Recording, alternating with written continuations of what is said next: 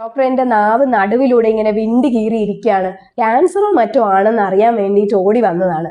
ഇങ്ങനെ ഒ പിയിലേക്ക് വരുന്നത് ഒന്നോ രണ്ടോ പേഷ്യൻസ് അല്ല, ഇടയ്ക്കിടയ്ക്ക് കുറച്ച് ആളുകൾ ഇത്തരം പ്രശ്നങ്ങളുമായിട്ട് വരാറുണ്ട്. ഈ ഒരു പ്രശ്നത്തിന്റെ പേര് ഫിഷർ ടങ് എന്നാണ്. സാധാരണ നമ്മുടെ എല്ലാവരുടെയും നാവ് നല്ല സ്മൂത്ത് ആയിട്ട് പിങ്ക് കളറിലുണ്ടാവും. എന്നാൽ ഈ ഫിഷർ ടങ്ങില് നാവിന്റെ പുറം ഭാഗം താഴോട്ട് കുഴിഞ്ഞു കുഴിഞ്ഞു വരുന്നതുകൊണ്ടാണ് ഇങ്ങനെ ഒരു തോന്നലുണ്ടാവുന്നത്. ചില സിൻഡ്രോമുകളുടെ ഭാഗമായിട്ട് ഈ ഫിഷർ ടങ് ഉണ്ടാവാം. പ്രത്യേകിച്ചും ഡൗൺ സിൻഡ്രോം, അതുപോലെ തന്നെ മെൽക്കേഴ്സൺ റോസന്താൽ സിൻഡ്രോം, പിന്നെ ഭൂപടം വരച്ചതുപോലെ കാണുന്ന ജോഗ്രാഫിക് ടങ്ങിന്റെ കൂടെ ഒക്കെ ഇതുണ്ടാവാം. എന്നാലും നമ്മളിവിടെ മനസ്സിലാക്കേണ്ട ഒരു കാര്യം, ഫിഷർ ടങ് ഒരു ക്യാൻസർ അല്ല. ഇത് വളരെ നോർമൽ ആയിട്ട് എടുക്കേണ്ട ഒരു സംഗതിയാണെന്ന് ആദ്യം മനസ്സിലാക്കുക.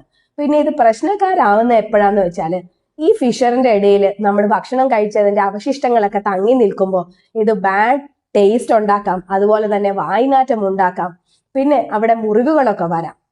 ഇത്തരം കാര്യങ്ങൾ കണ്ടു കഴിഞ്ഞാൽ നമ്മൾ പ്രത്യേകം ഒന്ന് ശ്രദ്ധ വെക്കണം. രാവിലെയും വൈകിട്ടും ബ്രഷ് ചെയ്യാം, ധാരാളം വെള്ളം കുടിക്കുക, ഇതിന്റെ ഇടയിൽ ഭക്ഷണാവശിഷ്ടങ്ങളൊന്നും കെട്ടിക്കിടക്കുന്നില്ല എന്ന് ഉറപ്പാക്കുകയും വേണം.